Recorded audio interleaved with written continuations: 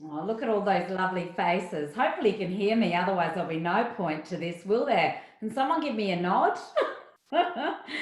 Oh, look at you all. Now, because we're going live to a few hundred people potentially tonight that have booked in, if you don't want your beautiful face to show, you might want to turn off your video. And I'd be hugely grateful if you could mute yourselves as well, because that will help me concentrate. The noise comes in and interferes quite quickly. So we're just going to give some time. There's a few more people filtering through the waiting room, and we will get started in just a moment, lovely people.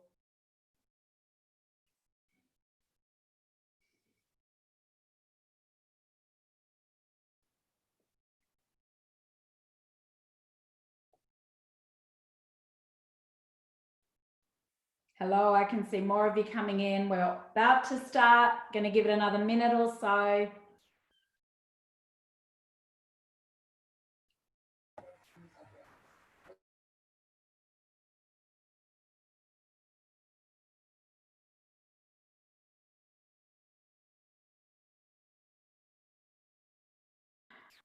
We're all parents in this room, myself included, so there's lots of muting going on. Bear with us.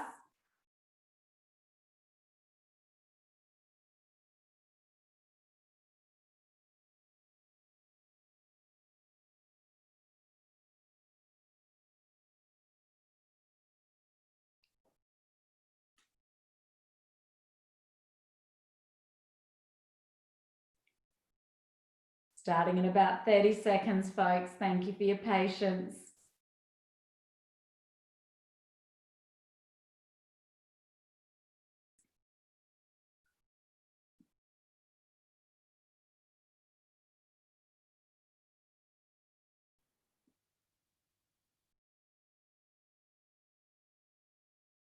This is what happens when there are many, many guests. All right, let's get started. Welcome, everybody. I'm Madhavi Nawana Parker, and I'm going to be hosting tonight. Thank you, Unley Council and Fullerton Park Community Centre. It's such a joy to present for you tonight on this topic of big feelings in families.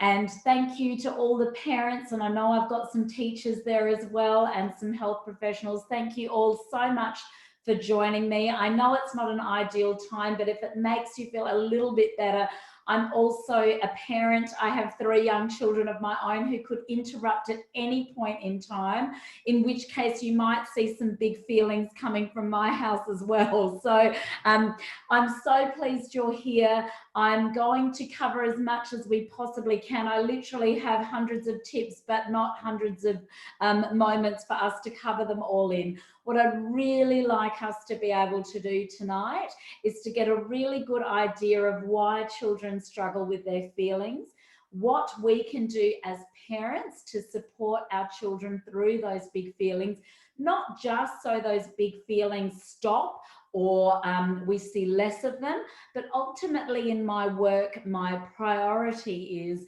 that when our children and when the children with whom I'm working are struggling with big feelings, that when they struggle, they come out the other end of that struggle just that little bit more neurologically prepared for the next time they experience those big emotions. So what we're really looking for is using their feelings as an opportunity for the growth of who they are psychologically, but also for their ability to cope with their feelings next time they get them, which might be 30 seconds later. And also that they come out of it just that little bit stronger and more resilient. So everything that I work with you on tonight is an evidence influence tool. There's nothing I'm going to ask you to do this evening that I would not do as a parent myself, and that I will not, no doubt, have to do along the track as a parent, but certainly as in my role, in my professional work, it's what I've been doing for the last couple of decades. It is effective, it's evidence-based, and it leads to growth. What's really, really important that we keep in mind when we all gather together for an evening like this, and of course the slides, you're going to cooperate. They're cooperating. Oh, and it does help if you go into speaker view, if you're looking to be able to see the slides but still see me. So feel free to have a little play around with that too. So the first thing I wish I could give you is a magic wand, and you know I can't. Big emotions is just absolutely normal, and it's part of being a human, and it's part of being a young human. And by a young human, I mean really anything up until 25. Feelings are especially tricky. Sorry, wish I could lower it back down to 10 or 5, but I can't. Everything, of course, gets easier, but then it's different at different stages. So there are no magic wands. We're not looking for magic wands. Anything that sounds like a magic wand is usually too good to be true, because it is. And it might stamp things out for a moment, but things will continue to bubble away. And that is not what we want. We want our families to stay strong and get stronger, and for our children to become more capable with every day. So we're not looking for any kind of quick fix, and we're certainly not looking at blaming ourselves. It's really hard being a parent.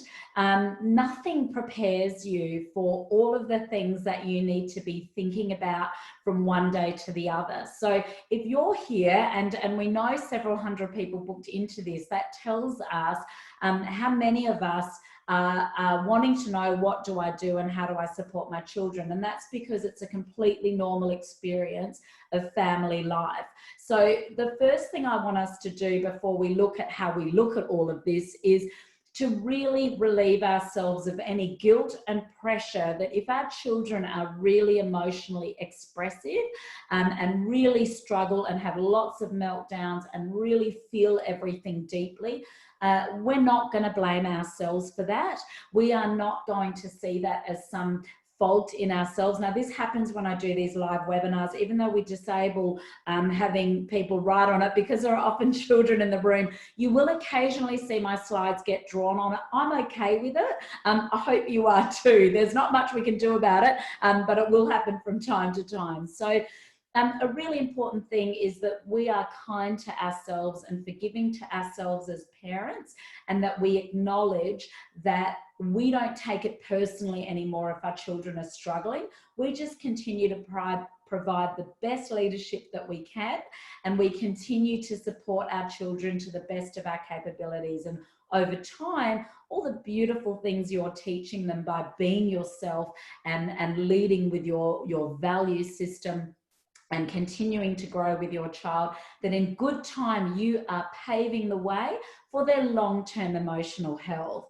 So early childhood, teenagehood, those are the years where things are a little bit messy and busy in houses and really can be very emotional. That doesn't mean they're not learning what you're teaching them. That doesn't mean that you're not on track either. It just simply means they're in the period of growth and learning, and we'll talk more about that. So let's change the lens on children and emotions. You know, so many of us would have grown up in a generation where we still didn't know a lot about emotional intelligence and about the importance of teaching children the tools to not only understand their feelings, but to learn what to do with them. You know, it's really scary when you don't know what to do with your feelings. So if you think about the last time you felt really sad or really disappointed or really angry, it's just a yucky and uncomfortable feeling. I'm sure you agree with me. And so that awful feeling, we kind of know as adults most of the time what to do with that. So we might go and talk to a friend or a partner, or we might go and take a walk, or we might know to take some deep breaths. But we have this knowledge, we have this life experience that comes in at a time like that, whereas children don't have that. Children don't have the luxury of being able to being able to reflect back on the last time. Often everything's new to them. Some of them have got 2 years life experience, some have got 4, some have got 15, depending on the ages of your children.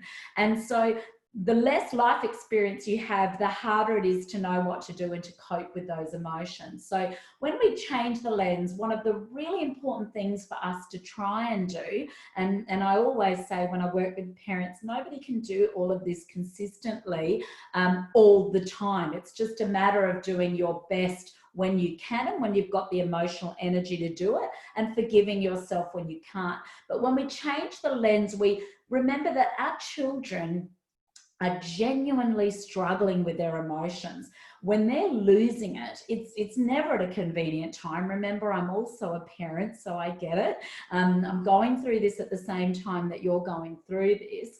And as I always say, I practiced on other people's kids for 10 years before I became a parent. So like, I've got that helps me so much, and it's still tricky for me to navigate all of this. So we've got one thing that helps me, and one thing that evidence reminds us to do, is just get into their heads when you can, and just remember, my child is just really struggling right now. So even though it's not convenient, even though it's overwhelming, even though they're being really intense, even though I might not fully understand why they're losing it and even relate to it, they're losing it. And if you're losing it, you're losing it because you're just having a really tough time. So we really assume that innocence and that genuine intention for them to want to get along, to want to be calm. I mean, who doesn't want to be calm? It's like my favorite emotional state. And when I work with children, you know, I ask them, like, what's your favorite feeling? You know, which feelings are the most uncomfortable, icky ones that you wish you never had? And it's the same ones that I have. We share that as human beings. You know, there are certain feelings that are really comfortable and lovely, and when we're having them, life feels fantastic. And then we generally share some emotions which are really uncomfortable, that feel awful, and we want them out as soon as possible. But until we learn how to get them out of our body in a healthy and constructive way, they're most likely to come out as difficult and challenging behavior. So they want a resolution. They're really seeing it just like we are, but they're doing it with limited life experience and limited development in the brain to manage their impulses and manage their feelings. So as I mentioned right at the start, when our children are experiencing emotions, and when we're in a good position, there's a bit of time, even if that's 8 seconds, sometimes that feels like all there is, isn't it? But in that brief moment, you know, if you can connect and support them through it, it's actually an opportunity for our children's growth in their brain. It helps their neurological wiring, and it helps them be better prepared for the next time. Because to get good at feelings, to get good at handling feelings, you have to have multiple times where you are handling your feelings well, or at least feeling that you're in an environment where it's supportive for you to do that. So we change the lens. We no longer look at it as, why does my child struggle so much? Why is this happening? Because it's happening. So we may as well accept whatever's in front of us at the time. And we're looking at more so now as, my child is having a really tough time because my child's having a really tough time. And for whatever reason, they're finding this harder today than they did yesterday, or they're just not able to cope with this yet. So always, as we remember, bear with me as I navigate my laptop and a few other things that happen as you do one of these things live. Always bear in mind, someone sent me a lovely email just to let me know that this iceberg analogy thing that I've been using for years is actually something to do with a shopping bag. And I can see that shopping bag now. Thank you to my friend from Autism SA who sent me a lovely email tonight and just said, Madhavi, I know what you're trying to talk about, which is the iceberg analogy, but that's actually a shopping bag. And what I've learned, and you'll see tonight when I keep showing my slides, there's a lot more words than I usually use because everything's copyright on the internet. So I don't have as many images. So now I've got to find an iceberg image that I can actually use. But keep the thought of a shopping bag out of your mind. And remember, when we're looking at our children's emotions, when we're looking at challenging behavior, we just see the tip of the surface. That is all we see in that moment. So what is really going on is all the stuff that's happening behind behavior. Behavior is always communication of either an uncomfortable feeling that the child is unable to cope with, like jealousy and anger, frustration, impatience. You just think about that full array, right, of emotions that kids go through. It's also underneath that iceberg, underneath the tip, often a reason why children struggle with their emotions is because they're missing the skills to cope with their emotions. So what we see on the tip and what's under the surface are very different things. So under the surface might be, I don't know how to tell you what I'm feeling. I don't know how to tell my sister or that kid at school or that kid at nursery school that I want my toy back or that I want a turn. So we know for a fact that children who are struggling in those moments, they're overwhelmed by their feelings, they don't know how to deal with that feeling, and they might be missing a social emotional intelligence skill that is crucial for them to be able to cope. And until they learn that, they'll just continue to struggle. It's as simple as that. It's not our fault. It's also very normal for them to be struggling with that. And it can also be a learned behavior. So we must also be aware that sometimes our children, they're frustrated. We're so busy as parents that sometimes unintentionally we might allow something after they've pushed us and pushed us and pushed us, and then that emotion might become functional in them thinking, oh, if I push hard enough I might get to that. And that's the last thing we look at. The first thing we look at is, what do we need to teach this child? For this child to start their progress towards being a calmer person, what skills do we need to teach them? So we know big feelings come because of those things. We want to remember the family is the perfect storm, right? It's a busy place. Often there's more than one child. But for the families that have one child, that one child doesn't have a sibling as a buffer either. So they're always coming to you as their playmate, as the person to help them regulate their feelings. So there's a lot of difficulty in that single child home that's different to the one where there's lots of children competing for parental attention and ending up in conflict. You know, always remember, yes, your children are on a learning curve and they've got limited life experience, but so are you. So you might have only been a parent for 2 years. You might have only been a parent for 10 years. And at the end of the day, your children are changing all the time. So our 3 children are all different stages of their life and they're developing at their own pace at all different stages. So I'm always adapting and learning how to respond. And that's the nature of a family. And that's what makes all of this complicated. So be kind to yourself and be kind to them. And know you're just learning. You're just figuring this out. The scarce resource is you. They just can't get enough of us because we're so cool, but they just can't get enough of us. And so generally we can't be available to them all the time, and it wouldn't be healthy for us to be available to them all the time, because one day they're not going to just have us as their key players. They're going to have teachers, they're going to have workplaces, they're going to have their own partners and their own families. And so we all learn in time that we can't have one person's attention all the time. And hopefully with the strategies we look at tonight together, you'll be able to see ways that you can express that to your child without them feeling confronted by it. And everyone in a family's got different wants and needs. Oh, I just flew ahead. So let's just have a little think for a moment about the baby nursery. Again, I found some really cute pictures of like 10 babies in a baby nursery in a hospital, and they all were copyright, and I was like, okay, I'm just not going there. But visualize in your mind all those babies in the nursery, right? All those newborn babies, and they're all different. There are the babies who are really, really upset and really need their mum, and they just go, wah, wah, and someone gives them a little pat and they go back to sleep. Maybe a little later, wah. And then there are the babies, right, who want the exact same thing. And in that moment that they want the exact same thing, they're like, and they are completely emotionally out there.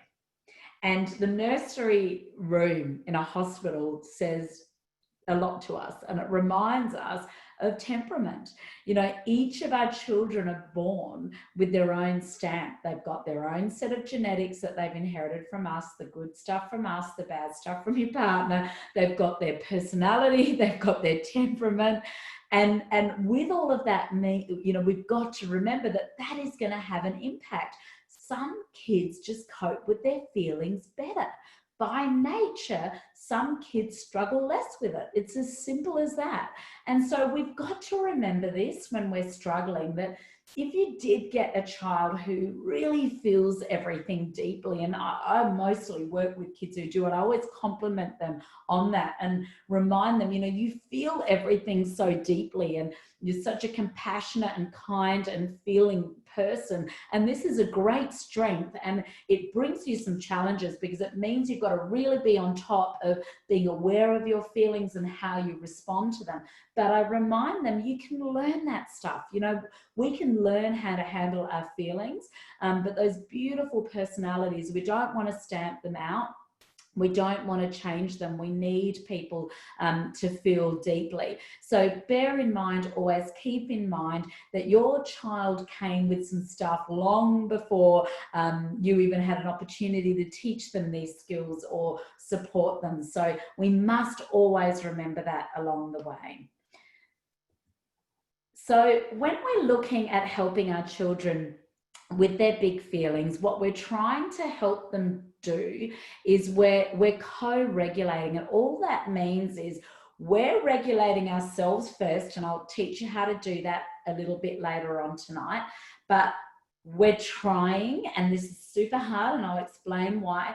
We're trying to be the calm in the storm, which is incredibly hard when you're faced with a child who is losing it in front of you, right? Because I don't get to be in the room with you guys. I can't see if you're nodding, but I'm guessing you can relate to this because parents usually can, that to be calm when someone's cracking it in front of you is an incredibly hard thing to do, but it's crucial that over time, we just keep working towards that skill. Right? So that's all we can do, folks, is we just keep moving towards our goal. And if we can know that our goal is for us to be the calmest version of ourselves we possibly can with every week of our life, every month of our life, and every year of our life, we're all growing. I'm growing right there with you as a parent and learning the exact same tools. And I just get better with practice, and you get better with practice. And I'm, far from able to do it without a conscious, deliberate effort.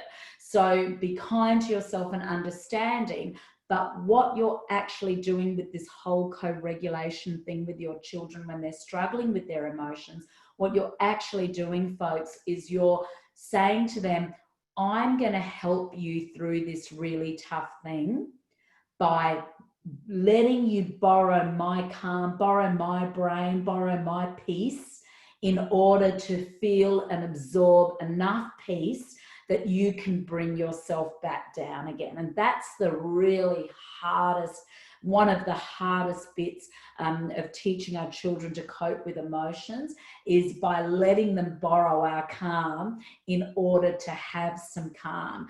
And as you know, I'm a parent myself, and so I can, vouch for the fact that I know how hard that is, and I wouldn't ask you to do anything that I don't have to put effort in to do myself. All children experience big emotions. Certain temperaments feel them much deeper than others, as we've established together this evening, and you already knew that anyway. So ultimately, you're self-regulating yourself in order for your child to co-regulate. And once they've had enough opportunity to co-regulate with you, they're much better positioned to then self-regulate themselves. And this doesn't happen overnight. So you might be calm, 860 times, right? And then it might be the 861st time that everything suddenly falls into place. And I'm not being hopeless and negative. It shouldn't take you 860 times. But we've got to remember that children learn at their own pace. And if you add to that, say you have a child with autism, a child with a learning difficulty, a child with an attention disorder, a child who's experienced some trauma, all of these different things have an impact on a child's ability to regulate, and also a child's ability to learn what you've taught them. Just don't give up, because It is just the greatest gift, emotional intelligence, when we can teach our children. I can see your questions are coming through, and don't worry, lovely people, I will be answering questions at the end of this. So bear with me. It's just if I start answering questions now, I can see them all coming through. I'll get like all excited and I will be completely off tangent. Then we'll be talking about anxiety and resilience and positive discipline, and you're here to talk about big feelings. So I want to get the big feelings talk out, and then we will go and I will answer your questions. So we want to understand this process takes time. We're going to be patient with ourselves and as patient as possible with our children along the way. We want to remember that empathy, when possible, is absolutely crucial in getting good. And I've meant to say, with emotional intelligence, it's a massive advantage. If you're an emotionally intelligent person, if you're able to be aware of other people's feelings and your own feelings and apply an appropriate response. And again, just because they're struggling with it now doesn't mean they always will, but that's why we're working towards this, is because it will help you academically, it will help you in the workplace, it will help you in your marriage, it will help you in every aspect of your life. And this generation is so lucky because they get to learn this. You know, we know this stuff. We have the evidence to tell us that this is what we need to do. So we remember that we need to be as empathetic as we can. We need to be as calm as we can. We need to learn those tools ourselves and have that goal to become calmer every day. You know, if we can do better today than we did yesterday, and then when we have a bad day, forgive ourselves and know that we're human and we're on a massive learning curve, then we're doing good. And we just keep going, knowing that we're absolutely not alone. So we're walking our children through the process of keeping calm.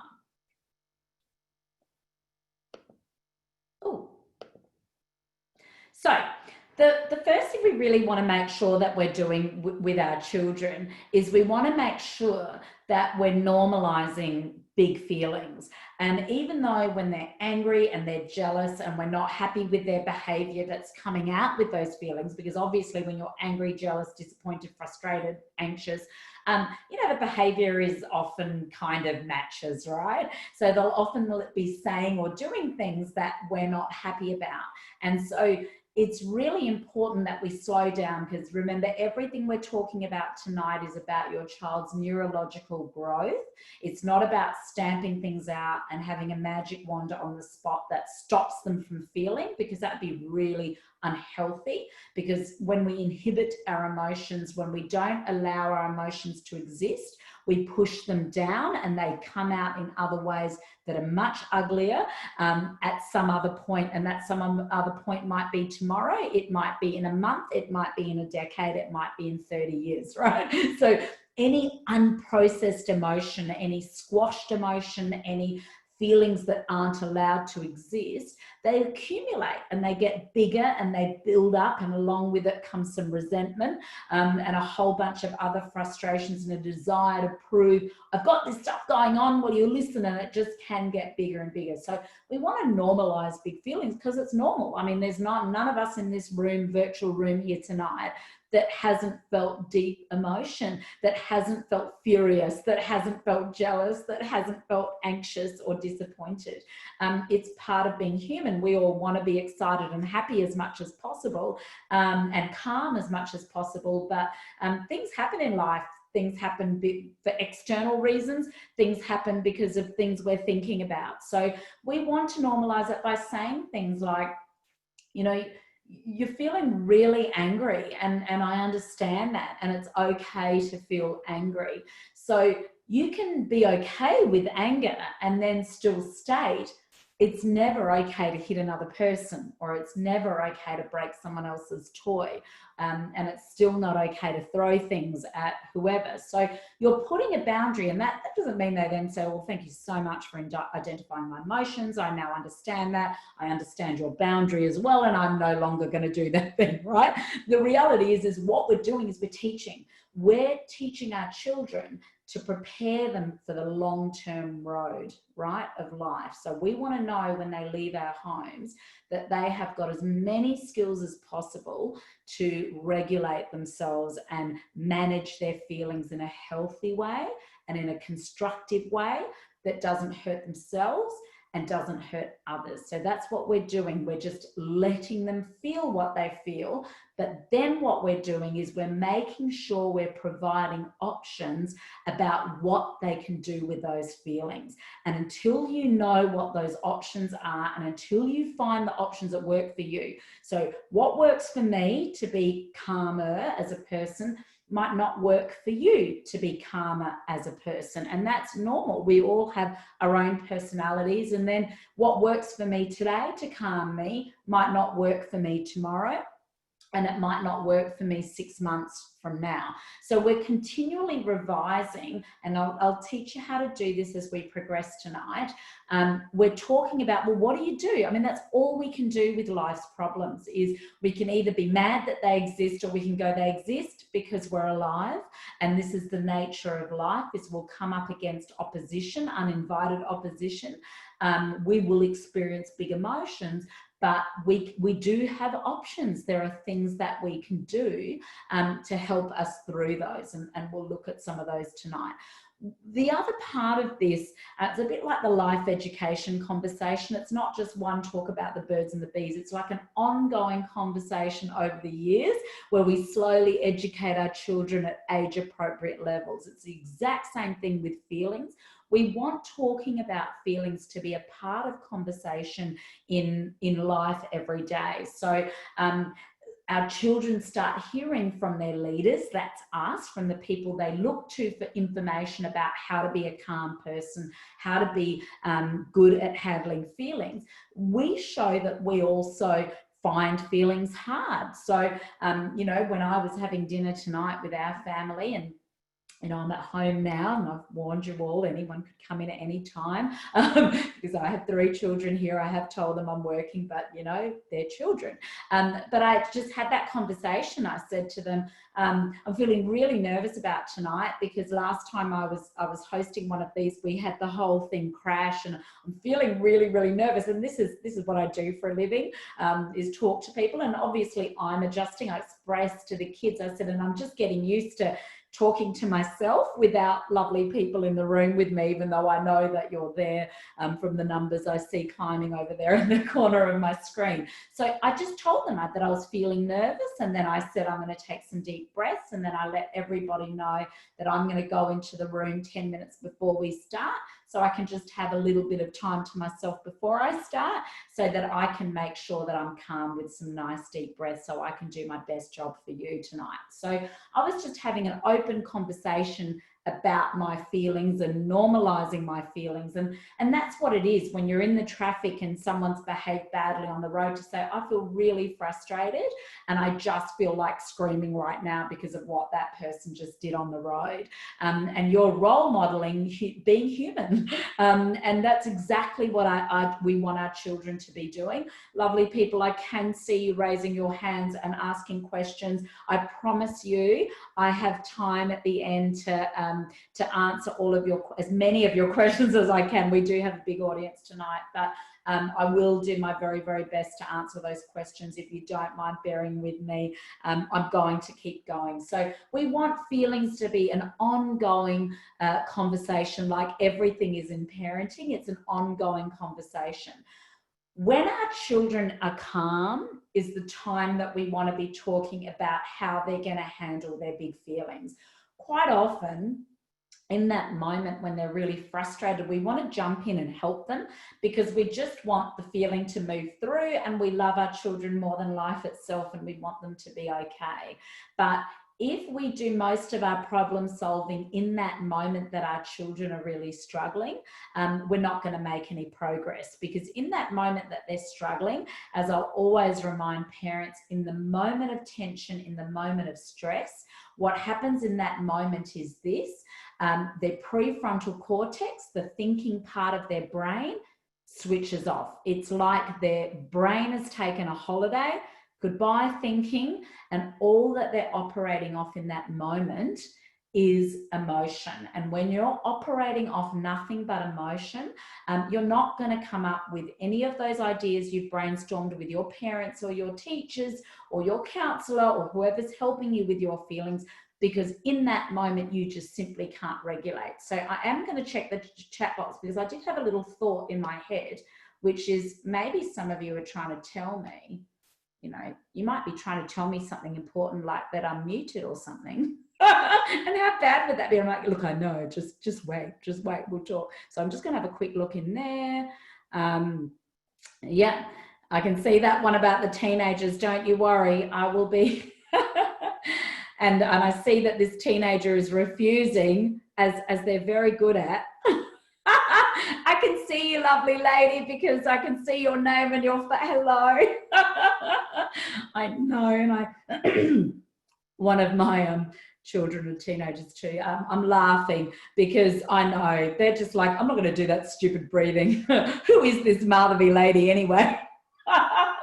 Don't you worry, I hear you. But my understanding is that you can also hear me, which was my purpose for going. And yes, someone's asking me, are we here till 8? We're here till 8 with me talking. And then from 8, I'm going to take your questions. I'm going to get out because then I'm going to want to answer more questions. But I've heard you there, lovely lady. I see you there. And I will answer that question. And tips for toddlers. These are all tips for toddlers. Lovely person who just wrote that in there. The sooner children learn this, the easier it's going to be. It doesn't mean they're going to be as responsive in an obvious way, because toddlers are little and they're highly emotional with highly underdeveloped brains. But all of these strategies we can use right across the board. So let me go back to that slide. Hello, number 11, that came from who knows where. I probably typed it in myself. So let's go back to talking about the importance of us asking them questions. We're basically trying to get information. Now, with a teenager or a toddler, they're really surprisingly similar. The toddler hasn't had much life experience and feels everything deeply. And then the poor teenager is going through another massive brain reshuffle where their empathy drops significantly, where it's really hard for them to regulate their feelings. It's not their fault. It's not a lot of fun for them. And both of them are in a very similar boat in that moment, where there's nothing you can really tell them in that moment of stress that they're going to listen to, because they're just incapable. Their empathy and everything is switched off. But we'll talk in more detail, and hopefully by the end of this, it will all come together in a nice little package for you that will make some sense that you can review over time. And so what we want to do is we want to build their self-awareness. We want them to be aware of what's going on for them. So for any of our children, for them to progress, we want to have conversations when they're calm, but we don't want to do it in a let's have a conversation about your feelings kind of way. We want to just do it in a really loving and empathetic way, like, hey, and it might be over an ice cream or a pizza or whatever gets them to listen to you, and just go, hey, I just want you to know that it's okay that you find it really hard to handle your anger, because like that's what makes you human. And I'm really sorry that it feels so hard and uncomfortable for you. And I know if this is you, I'm not always calm when that happens, and I'm trying to learn how to be calm. It's just that I want you to know that you being upset about stuff is part of being human. And I'm wondering whether we can talk about how I can help you at that time. And I'm wondering if we can talk about what's helped you in the past, or what helps your friends, or what you think we should give a go. So you're getting a buy-in from them by showing them that you're not wanting it to stop. Obviously, you want it to stop any of the behaviours that are challenging. You obviously want to steer them in the right direction. But ultimately, what we're trying to do is, if they're ever going to listen to us, we've got to start with a buy-in. We've got to show them that we acknowledge their pain. You know, we don't want resiliency. We don't want being a calm person. We don't want to make it sound like they're easy things, because they're not easy things. So we want to go in and we want to show them we get it.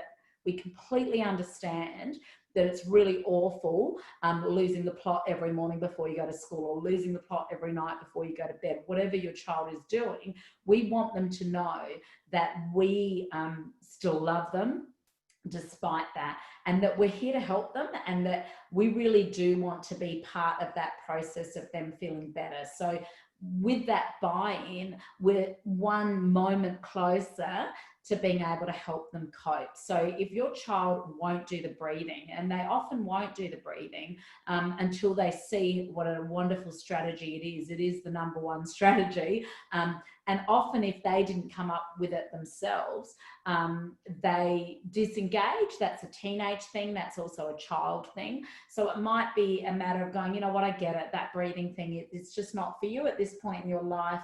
I really want to help you with this because you're such a beautiful person. You're such a nice person. I know you don't like how we're all relating to each other at the moment.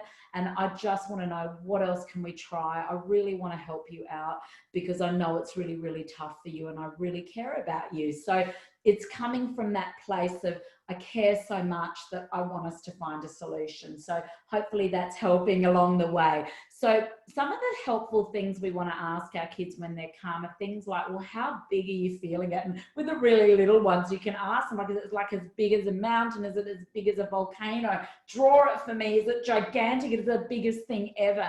And we're trying to bring a sense of life and a visual, but also some psychological distancing from that emotion and who they are. So we want them to really become self-aware, because for any of us to change any behavior and for our children to grow and develop, we have to know who we are. We have to face ourselves, warts and all. We have to know our strengths, but we also have to be aware of our difficulties, and we have to know which emotions we're struggling with the most. So it's a courageous thing to do, but it's going to be much easier for this generation because we're teaching them these things early on in their life. Where do you feel it? So talk about it. So I'll tell my kids, I'll tell the kids that I work with, I'll just say, oh, when I'm feeling worried, I feel it right to my gut. I feel it in my stomach. I get really, really wobbly, and then my legs start to go all shaky and jelly-like. Or when I'm really cross and angry about something, then I will feel that deep in my chest, and I will feel it in my hands, and I'll feel it in my shoulders. So I express where I feel it. A lot of children really struggle to know where it is they feel it, but just having these conversations, remember, are always progress to where you want to be.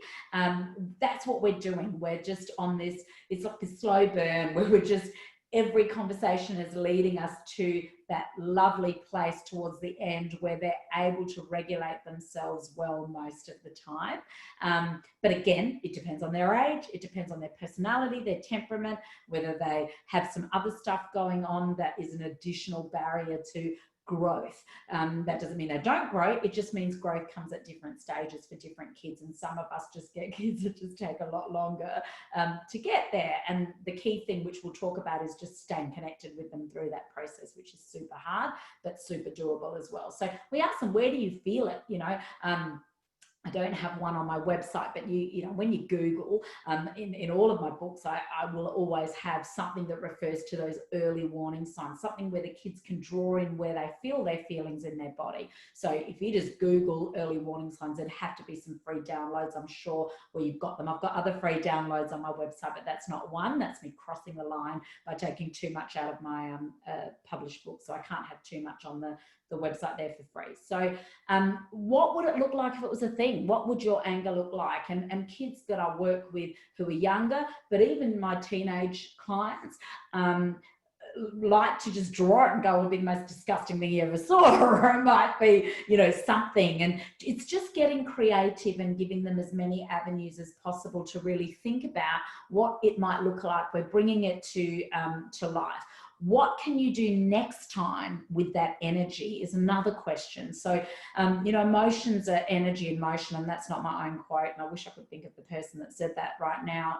Hello, person who said that. That's cool. I like how that rhymes. But it is, emotions are energy in emotion. So in that moment, there's a lot of extra energy that comes through our body and pumps through, and it's got to come out in some way. It's got to come out, and we want it to eventually be fairly consistently coming out through healthy ways. So we ask them, you know, what could you do? And in that moment, folks, in that exact moment of emotion, the best thing that children can do and teenagers can do is get it out on a physical or sensory level. And I have a slide coming up in the next few minutes that will show you some examples of the things they can do. That is not, as this next slide says, that is not the time. Bear with me, I'm trying not to click people out. I hope I didn't send anyone away by accident. When a person is drowning, that's not the time to give swimming lessons, right? So in that moment of high emotion, the capacity to listen and to focus is very limited, if there at all. And it's also the time they're going to get most irritated with us, is if we're telling them to calm down, or telling them what they need to do. In that moment of high emotion, sometimes all they need to hear is, I'm sorry you're having a really, really tough time with your feelings.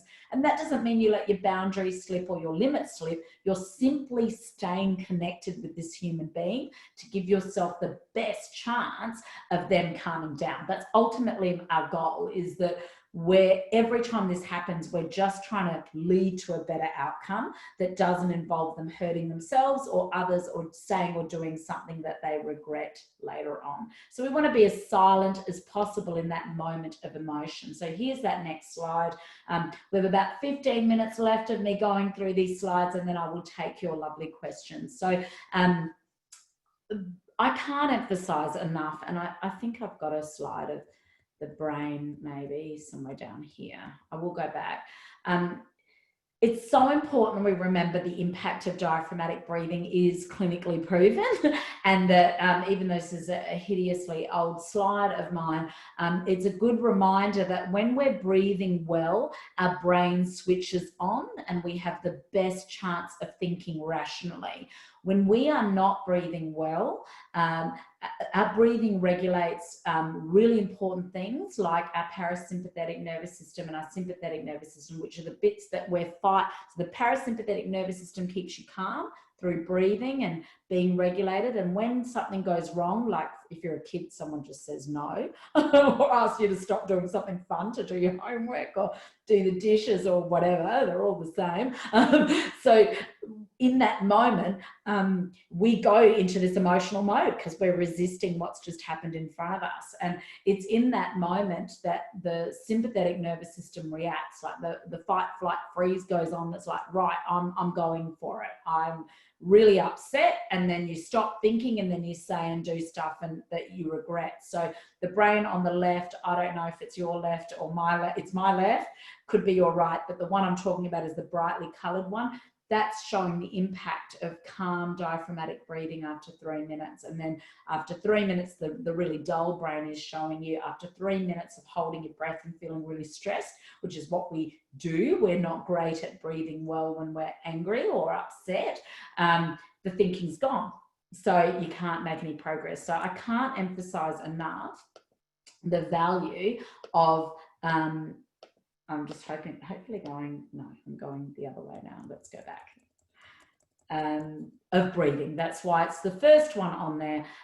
It's always the simplest. It's always the hardest one to teach later on in life, as we know from the lovely mum referring to her teenager. And it's the same for all of us. The later we're teaching these skills, the harder it can be. And certain personalities are more resistant than others as well. You know, they see it, they take it personally that you're offering advice, or they've already got it in their head, well, if mum's telling me how to do that, then I've just already rejected that strategy. And that's when sometimes you might need some other kind of assistance, or finding other ways that they can regulate their breathing that doesn't involve taking diaphragmatic breaths, and consciously breathing in slowly and breathing out deeply through tight pursed lips. And we've got time for me to show you how to do that, but not now, but I will very, very shortly.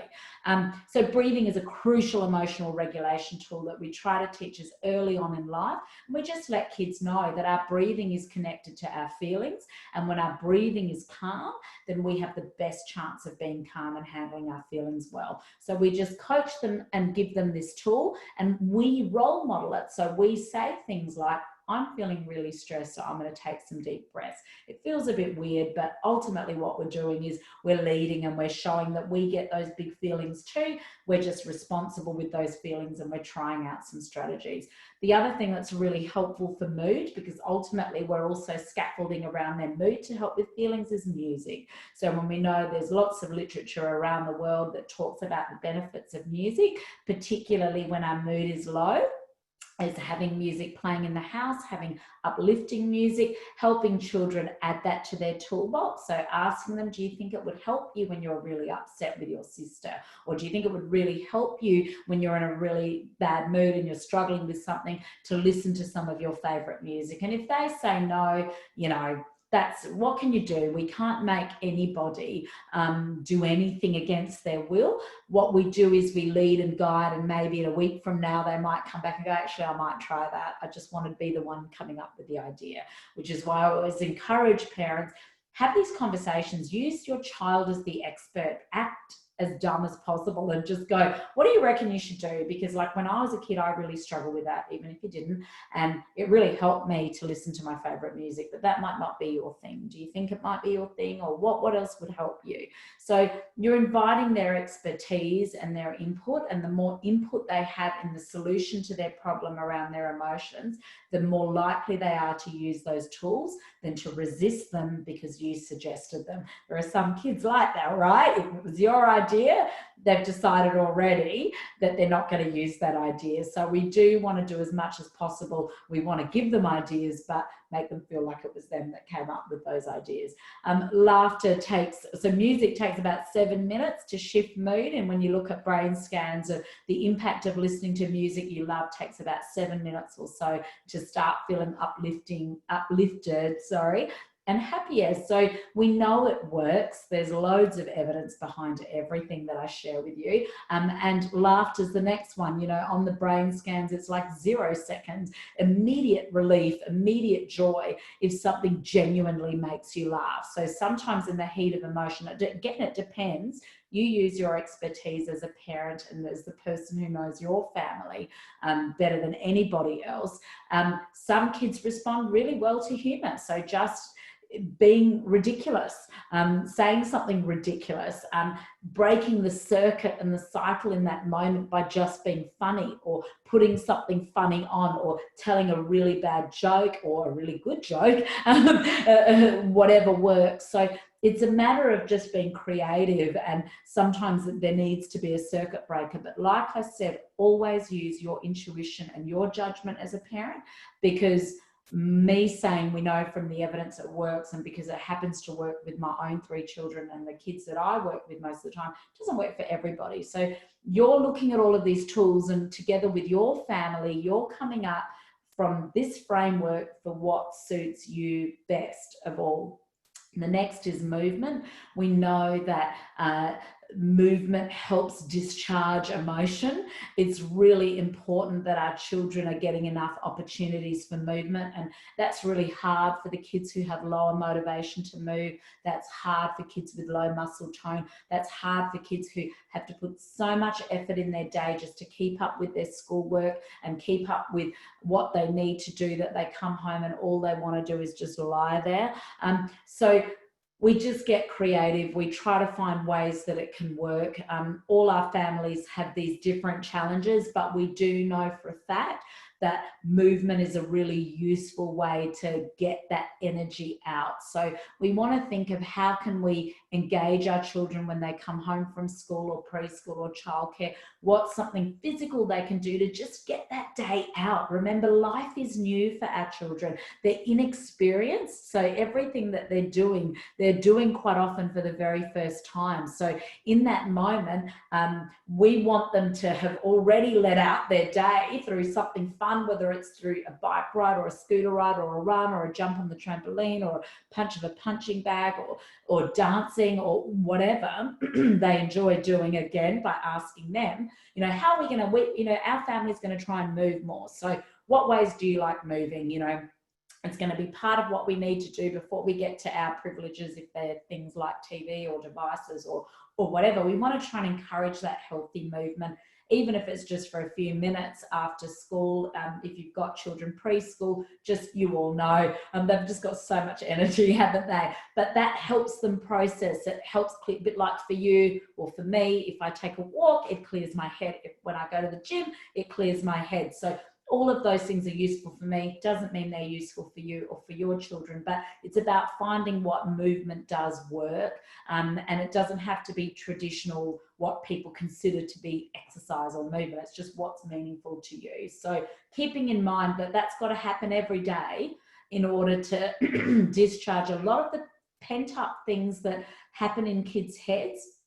You know, they have so much that they're learning and processing that they often carry a lot of emotion that that they don't express and don't let out. Stillness is really important. So you can see this toolbox moves all around the place. So being quiet and peaceful is also a really good emotional regulator. So thinking about asking our kids, you know, what peaceful things do you enjoy doing? And, you know, for some kids, that's listening to music. For some kids, that's listening to an audio book. For some people, it's yoga and meditation, and there's a whole bunch, drawing, colouring in. So talking to your children and teenagers about what is it that helps you feel calm. That's all we're doing, is putting the spotlight on the conversation of growing as a human being to respond to emotions in a constructive way. Engaging the senses is a really useful way of regulating our feelings. So you would have all heard, it goes around the internet quite often, about engaging our senses, those grounding techniques. So find 5 things you can see, 5 things you can smell, 5 things that you can hear. So what you're doing is you're just bringing your sensory system back down. You're focusing on something that's easy enough to focus on. Whereas if you know you've just got to calm down, it's just the tension's there, or the child or teenager is still trying to prove that the problem. They're going, but I didn't get what I wanted, or you made me stop something I wanted to do, and they just don't let it go. So we're trying to slow everything down. We're trying to build these tools in. Being able to keep things in perspective is a really, really hard thing when you're emotional. So we want to have these conversations out of that. So the next time that they're calm, and we want to say, oh gosh, it was so hard for you last night, wasn't it, when you couldn't find whatever, or when so-and-so took that thing from you, or when someone misunderstood something at school. So you reflect back how hard that was for them, and then you kind of think, in the scheme of problems, you know, where does that sit now that you're not feeling high in emotion, and help them grow their understanding. So if you're looking for a free tip sheet on that, on my website, I put as much stuff as I can on there, that I can put on there, positivemindaustralia.com.au. There's a picture that has got from an ant to a dinosaur. And, you know, heaps of the young people I work with, they do their own version of that. And they go, I didn't like your little ant and stick insect and dinosaur analogy there in your book, Madhavi, but I've written a new one, and that's great. I love that. I welcome that. They come up with their own way of doing that. So that's from my Resilience and Wellbeing Toolbox book, and that's for free for any of you to download and start teaching your children that, or ask them to make their own version. Just say, you know, what one of these would help you, but it actually nuts out the kinds of problems and when you need help, and when you could possibly work it out for yourself by using your calm down techniques. So helping them build it. Basically what we're doing tonight is we're continually adding to their growth, their emotional intelligence. We're not going for a quick fix strategy. We're going for the long-term growth of this young person, so that they have the best chance of being a really emotionally regulated person when it really counts later on in life. And most of the time it does work out. We just have to remember the bigger picture. And sometimes we do need to get help. You know, sometimes we need someone else to support us. So we might go to the school and ask, you know, we're struggling, they're not listening to us, they're not responding to this, or we're not making progress. Can you assist? Because we all need help at some point in time in our lives, and that's perfectly okay. It's far better to get it earlier in life than better. We want to continue to focus. We're officially finished, so I'm going to try and go really quickly through these so I can take your questions, because I know many of you need to leave very, very soon. So we want to keep our relationship with our children as strong and connected as possible. So the best way, if you think about it, is you think about the best relationships in your life are with people who want the best for you, which is obviously what all of you want, but also people who accept you for who you are and allow you to be yourself unconditionally. So that doesn't mean that you accept anything and everything. It just means you understand and assume the best in that person. So you look for the best in that person, you assume the best in that person. This isn't a blind optimism in everyone, but in our children, one of the best things that we can give them is that focus on their essential goodness, to show that they are separate from their big feelings, they are separate from their challenging behavior, they're separate from their mistakes, and that we see them for who they are, and that we love, like, and accept them for the person that they are. So we want to stay connected, and the best way to stay connected with someone who's struggling with their feelings, folks, is by empathizing, by responding to each emotion, showing that we've noticed it and that it's okay, that we understand it, by saying, you're having a really hard time, I understand, and you feel really angry. Every time we do that, they go, oh, you got it. Just like we feel really great when we're having a tough time and someone doesn't tell us to just move on, or that you're overreacting. We're feeling what we're feeling. So if you're feeling something and someone's able to go, I'm sorry you're having a hard time, I'm sorry you're feeling so sad about this, you know, it's still a no, but I get that this is hard. Every time we do that, we're deepening and strengthening our connection with our children. And every time we do that, we're giving them that greater opportunity for them to stay connected with us and continue to grow. To help our children regulate their emotions, we want to make sure we're not overpraising them. I won't talk in great detail because of the time, but if we focus too much on our children's achievements and tell them they're really smart and they're really good at sport and things like that, and praise that way, they can start to, this can impact on their ability to handle their feelings by getting them to feel like I'm only lovable and likable when I'm achieving, or when I'm using good manners, or when I'm still neat and tidy by the end of the day, whatever it is. We want to focus on the effort they're putting in. So we want them to know, I can see you're working really hard to handle your feelings, and it takes a really long time to get good at this, but I can see you're working hard on it. And when they do handle their feelings well, we want to focus, we want to praise the effort, not the outcome. We want to say, you've worked really hard on this and I appreciate how much you're putting into this. I'm conscious of the time, so we'll keep going through and make sure that we have everything covered.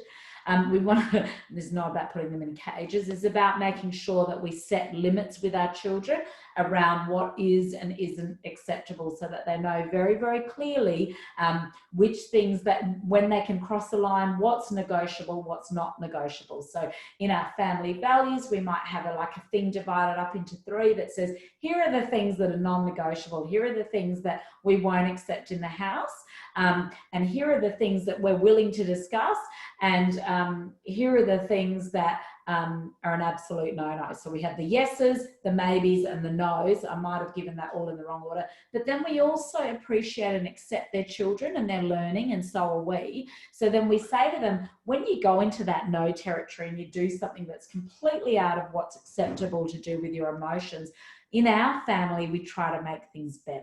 So we focus on repairing relationships, repairing hurt, and talking about, well, what can we do better next time, and how do we make this last time better? And we tell our children things like, you're not the first person to struggle with that. You're not the first person to make that mistake. We might grant a wish. So we might say something like, wouldn't it be amazing if you could just spend the whole day playing and you didn't have to do chores? Or, oh my gosh, can you imagine if you could, I could say yes and you had all the lollies in the lolly shop that you're asking me to buy right now. So you're showing them that you hear them. Wouldn't it be fantastic if I let you have your mobile phone all the time? You know, and then you might say something like, I love you too much to let you be on your phone all the time, because for me, I know that that's not the best thing for you. And I don't expect you to agree or understand. that's just where the limit is. So you're setting the limits, you're making your boundaries really clear, because we're not there to befriend them. We're there to lead them as a loving and supportive guide to their life. And we're there to continue to collaborate with them on what works and what doesn't work for them. So we empathize. You know, if I need my kids to stop doing something fun, when I can, I will try and say to them, I know this is the last thing you're going to want to do because you're having such a great time together on the trampoline, but it's almost time to unpack the dishwasher and do your other chores and get ready for whatever. So what I'm doing is I've still got the limits, I've still got the expectations that they'll do all of these things, but I'm just empathizing to get connection and buy-in before I put the limit down. And it doesn't mean they immediately go, okay, that's fantastic, I'm now feeling really calm, I'm going to go and do what you said. Children will push boundaries, they will push those limits. That's part of becoming your own person. That's what they do. But if we respond this way, what we're doing is we're contributing to their neurological growth. We want them to build this confident and resilient mindset. See, all of this is intertwined, right? So there's what we do in the moment, there's what we do to prepare for the moment, and then there's the foundation of our mind. You know, it's the foundation of what we make sure that they have in order to have that confidence and resilience. I can hear bedtime happening in our house. It's so exciting. I don't have to have any input in that right now. But it's also, they're like, is she going to come in and say goodnight? They've forgotten that bit. So someone could come in at any moment now. So we want to build that confident and resilient mindset. We want to make sure they feel confidence through competence, so that they are skilled as human beings, and we want them to be as skilled as possible in the things that are age appropriate and developmentally appropriate for them.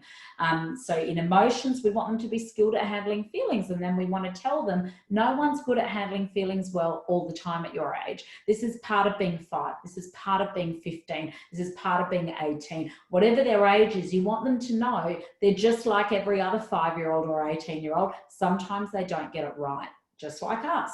So we want them to continue to build that competency, but we want them to do it in a way where they get our forgiveness and our acknowledgement and understanding. We are much more confident and resilient and happy when we are connected with others in healthy relationships. And of course, those most important relationships, the beautiful relationships you're providing for your children at home. So we want to make sure that there's plenty of opportunities for that. We want to focus on their character. We want to focus on their essential goodness. All of these things contribute to how calm you are as a person and how well you cope with your emotions. When you know you're okay as you are, and you're likable and lovable and acceptable, and that your mistakes are just no different to anyone else's mistakes. Like I say to a lot of the kids that I work with, there's nothing so bad that you can't make a comeback from this. I always remind them of their character. And, you know, a lot of the kids that I see, you know, they have some regrets, they have some things that they wish they hadn't said and done.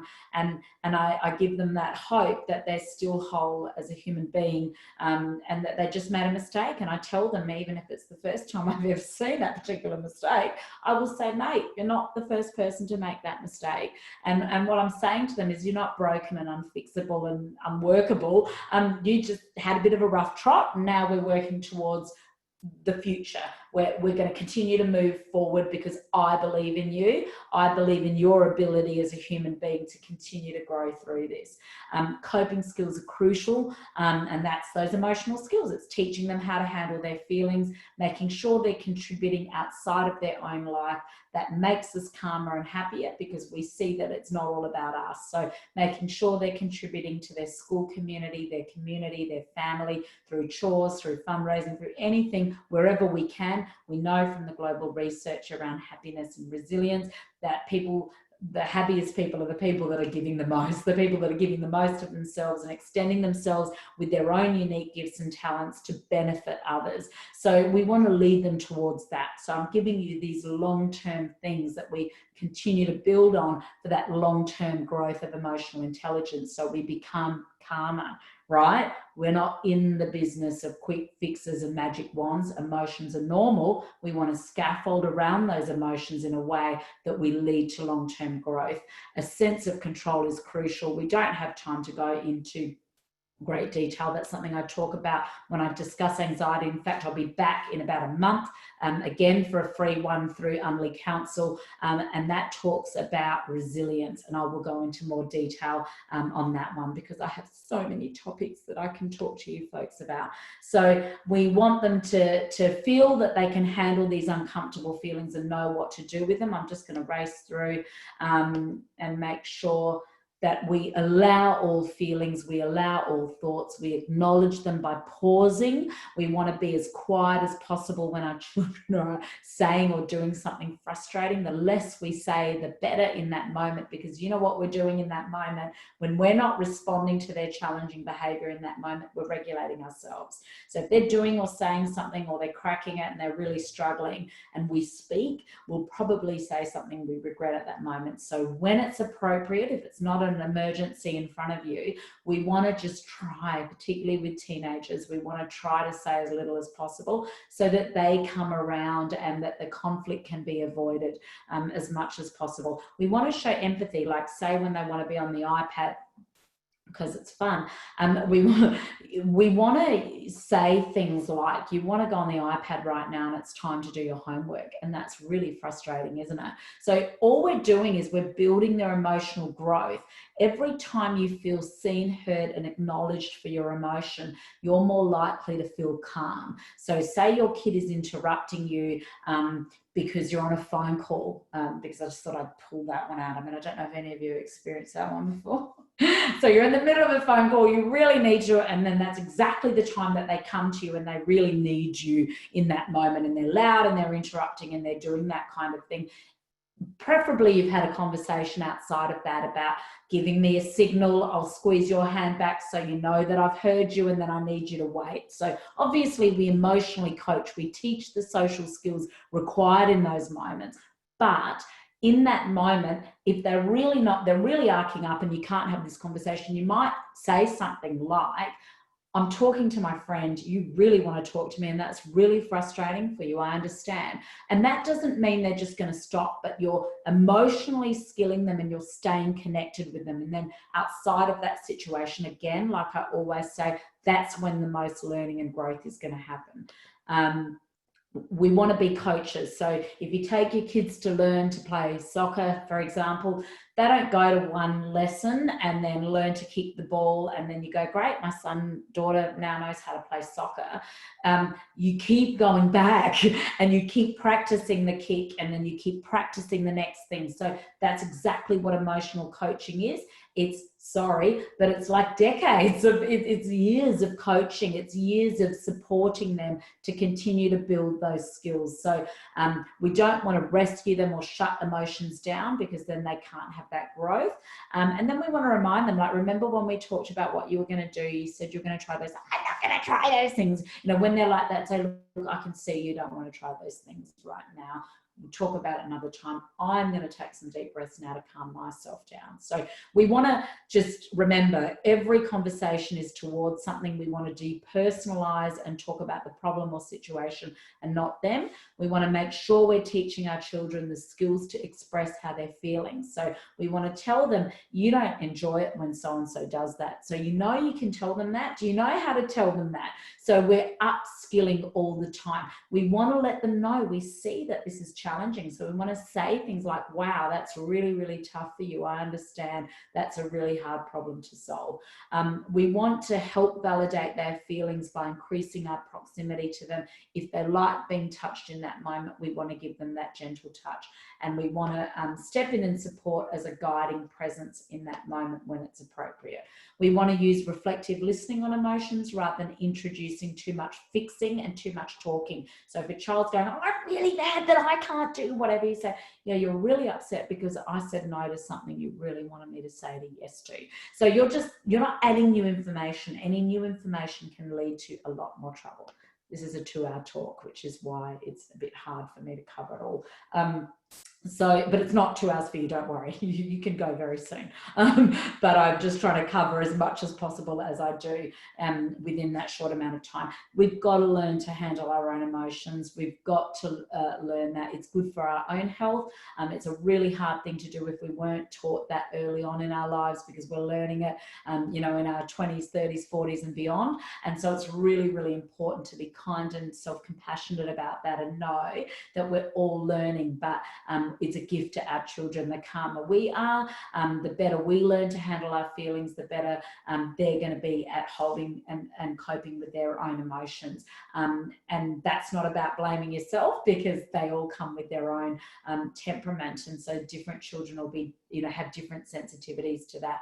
But we want to calm ourselves first. We want to remember emotions are contagious. We catch them from our children and we give them back to our children too. So it's very normal for us to feel frustrated when our children are upset, because as human beings, we're interconnected emotionally. So when we see someone really upset in front of us, it's very normal for us to reflect that back and feel really upset ourselves. It's very, very, very hard to be calm in front of a person who's not calm. That's a perfectly normal response, is to not be calm. What we've then got to do with that normal response is try and calm ourselves down by taking those deep breaths, by reminding ourselves our child is struggling right now. I love this person. I want to stay connected with this person, and this person needs my help. It's like a cry for help. They rely on us to help them through. It's like they go, here's this. I don't know what to do with it. Help me through it, right? They're not picking these tough emotions. They're feeling these tough emotions, and they're coming to the people they trust most in the world to help them through it. And that is an incredibly hard part of being a parent, is being emotionally available to yourself, and then also emotionally available to these little people and teenagers that you're raising. But bearing in mind, there's that contagion that happens in families, where we're just spreading what we're feeling around with each other. So just continually working to do our very, very best to just continue to improve. That's all we can do. We're all learning. We never had to handle these feelings until we became parents, because we were handling them in much easier context. The context of family life makes it much more difficult to handle these.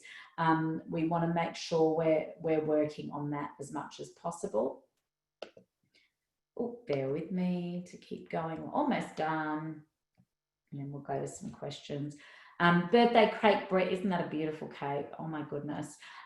It doesn't have candles on it, but the cake was so pretty, I decided that you could imagine there are candles on this cake. A really great strategy for younger children that I often use is birthday cake breathing, where you take a breath in to smell the cake, and then you take a breath to breathe out through tight pursed lips to blow out all the candles. So some kids really like that visual of birthday cake breathing. Other children like the rainbow breathing, which I'll share later tonight on my Facebook page. There are so many strategies for you to Google and look at, because I'm not here with you for the entire evening going through absolutely everything, but think about different ways you can get your kids to be breathing through some of their stresses so that they're regulating their emotions better. Diaphragmatic breathing is related to the vagal nerve. It's crucial. It's that thing that keeps us steady and regulated. It is the answer to so much of our emotions once we find the right breathing technique that suits us. We want to make sure they know how to solve problems. We want them to know that problems are part of life, and there are things that we can do to approach and resolve our problems in response. So again, I'm a huge encourager. Someone's drawing cute. It is bedtime, they're all tired. We want to help them understand the normality of problems, but I'm a huge believer in family meetings, and they don't have to be structured meetings, but discussions where you talk about the problems of the family, you talk about what might help those problems. But we do the least talking in those, and I'll talk a bit more about those. I'm sure I'll be back later on in the year to talk about positive discipline as a different thing that we can work on, or I'm happy to come out to you and talk about that. But family meetings, again, you can Google and get some information on that, are really, really useful in order to we're just having conversations. We're giving them the respect to say, you're having a tough time with your feelings, or you're having a tough time with your behavior, or you're struggling with this. Let's just talk about it. I care about you. I trust you to have the intelligence to be part of the solution. Let's not be the experts. Let's be the consultants. Let's lead them towards the solutions that are going to help them through their life when we can. We want to give them opportunities to lose. We want to give them opportunities to have some of these challenges so that they get good practice at regulating their feelings through that. Daily gratitude practice can be really helpful for reducing the high level of emotion. By nature, we focus on what is wrong with our children, what goes wrong in our day. Ultimately, the fact that we're here is pretty darn awesome, and giving focused and conscious attention to what's going well in our life is really important. For us, we need to look after our well-being. We need to make sure that their well-being is okay, because the better that is, the better our emotions are going to be regulated. So we're putting all of these things in place in order to give our children the best chance of getting calmer with every moment. That scan code will take you to my social media pages for free tips that help you in all these different areas that I write and speak about. All of these books are available on my website. Probably the most relevant to families is that Sanguine, which takes you through 21 days of questions and conversations to help build those connections in the house and build that self-awareness so that we have the best chance possible to do that. That's all at positivemindsaustralia.com.au. I'm going to go to the chat box now. So let me answer some questions. Just give it a sec for it to all. There's heaps in here. So I'm just warning you now. I'm going to go through. I hope you can still see me. It doesn't matter if you can. I'm sharing a screen now, aren't I? So I don't want to do that necessarily either. Oh, some people lost sound somewhere. No. Okay, so it's just one person lost the sound there. I'm sorry. If you want, there we go. Thank you. Oh, there's some nice ones. I'm looking for it never ends. I think you might be talking about emotions there. It's a bit hard. Let me go all the way up. Some nice. I've got a 5-year-old that can throw a deluxe tantrum. I'm sure lots of people can relate to you right now, to the person who did that at 5. You know, a tantrum is just, it can be, you know, for those 3 reasons we discussed before, for unmet needs, that there's a need there that they're really struggling to have met. And that doesn't mean that need's going to make sense to anyone but them, but it's still a need. Those tantrums come from missing social emotional skills as well. And sometimes that feeling of defiance of, I need to get this message across. So sometimes empathy can really help with some of those really defiant tantrums, is meeting them where their feelings are at and talking to them outside of that situation and going, it's really hard getting those really big feelings, because none of them pick this. And if they are picking it, they're picking it to prove a point, which is, I'm really struggling with something at this moment in my life. Because ultimately we have to remember they really do want to get along with us. So those really big tantrums, without knowing that child, it's hard for me to tell you what to do, except for all of the things that we've just talked about. Is these things work. They just work over time. We're upskilling them and building their emotional intelligence and social emotional competence, and responding in a way that they're most likely to listen to us.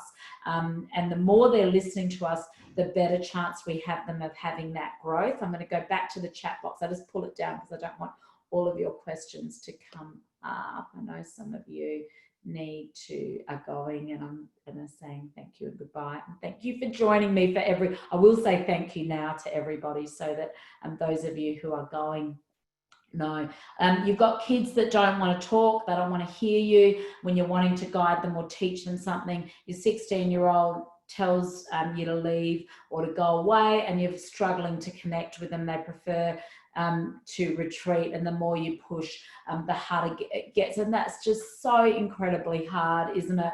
Because you're doing all the right things, you're all doing all the right things, but different children are responsive and some children are unresponsive to your support because maybe they're stuck. With emotions, always remember our children aren't always dumping their emotions on the right person. So they might be dumping on you something that's going on for them in another situation. So a lot of kids who might have a struggle in a different context, home is the only place that they can do it, and they simply don't want to talk to us about it. So we want to make sure that they know, and we might just simply say, you know what, I know you don't want to talk to me about this, and I just love you so much. I want to know that you're okay.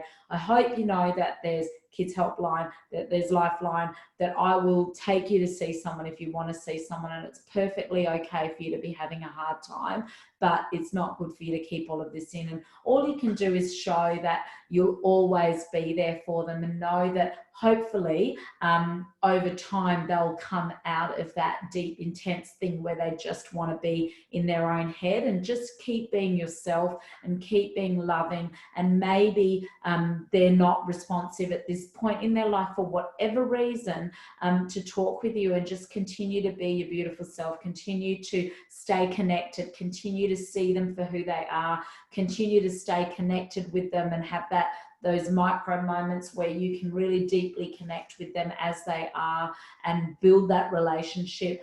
There's lots of tools and strategies that I always share on my social media, and ask for help, get support. It's such a big thing that you're doing when you're raising a family and you're trying to do the right thing and your kids aren't responding. Maybe it's time to outsource or see what might be going on and get that support. Just don't take it personally. That's just how it is for some kids. And they're often the kids that I end up seeing. It's like, and then they just go blah, blah, blah, blah, and they're like, I ask the exact same questions, Madhavi. I'm like, yeah, but I'm not their mum, I'm someone totally neutral that's just come in that they, for whatever reason, are able to express this with. Some kids are like that. It is very tough when your child tells you to go away. I get it. It's a horrible thing because we love them so much, and we really, really want to, yeah, okay. Some of the threats, so when that happens, don't take it seriously, and remember that they're telling you in the best words that they can, I don't want to talk to you about this. I'm not coping with something, but I want to deal with it on my own, and I'm just not ready, and I'm not responsive, and let them know I respect that. I get that. I'm here for you. I know you don't want to talk, but I want you to know anytime you do.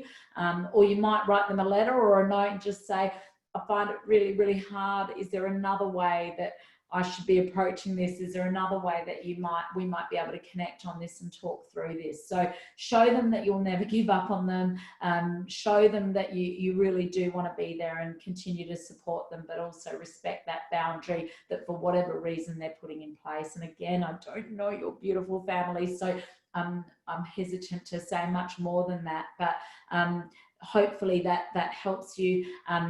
Someone mentioned some threats that their child is giving.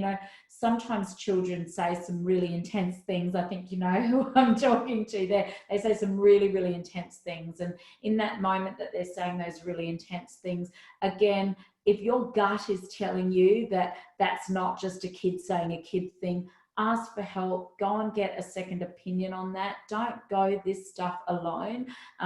There are people that can help you because it's hard enough, and when things are out of the ordinary, there's usually a reason. There's usually something else going on, and someone else, they might tell that other person something that's really minor, but they've created something in their head that's made it really hard for them, and they're expressing it in a way that's really, really hurtful. So a lot of your questions are, how do I stop these meltdowns? This is a long-term process. You'll never get from me some quick, easy answer, because it would be a disservice to you to just tell you something that will shut something down in a moment through a method that's not going to lead to long-term growth, and that's going to mean you're going to continue to have that same problem over the years. Everything we've discussed tonight is about taking our time with developing a skill that is the hardest skill to teach. You know, emotional intelligence, social intelligence is something we work on throughout our lifetime based on whatever it is that we're teaching our children. So don't be hard on yourself. Just see that you're doing the hard yards for the rest of the world to benefit from your beautiful child, right? Like ultimately, that's what I've seen my responsibility as a parent is.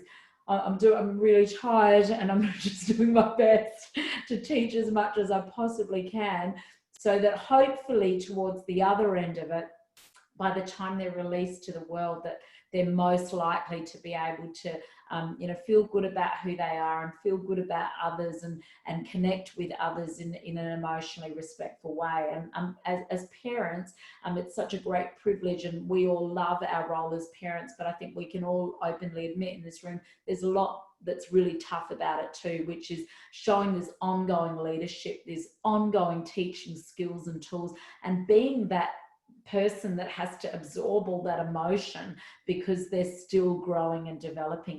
It's a really, really tough gig, but the best consequence, the best response is always to teach skills, always to teach skills. What I'll do is I'll stop screen sharing, and then I can I'm going to stop sharing because I'm just conscious of putting everything up. So, now you're all here. I can see some. Hi, everybody. I couldn't see anyone before. Look at all these lovely people. So much hope in your heart that I'd have all these answers tonight. I hope it's been helpful. Let me go to this chat box now. So nice to actually see you instead of my screen. So you can't see. Can someone just give me? I can see a few of your faces. Can you see my screen? Can you see the chat box? You can. So you can see the chat box. I was trying to stop sharing, but I guess you can anyway because you're all writing into it and you all know that. All right. My 3.5-year-old's been learning about different feelings at ELC through those Japanese characters. She gets obsessed with the feelings they explore each week and looks for ways, sorry, it's all moving, to have that emotion. It's fine when the emotion's excited, but when it's anger, it's really hard to handle. So that's so super cute, and I know super annoying for you, but super cute for me looking at it because I'm not in your house right now. It's so normal what your child is doing, and I would just respond to that with you sound really curious about all of these feelings. It sounds like you're really, really interested in them. Just remember that it's okay to have all of these feelings and test them out, but if you're doing them and it's hurting other people or you're not able to stop, so you're basically telling them what the boundary and the limit is around that. But you'll again remember, my number one tool is continually going in to start with empathy, to start with that response that shows, oh, you're really curious. So think about what's going on for my child at the moment is a really important thing at that moment. At the moment, your child is really getting into learning about this and probably has quite a personality on them, which would be really great for the world. Might be a bit tricky to raise for a while, but really great for the world once you release them out there. They're often the ones, right?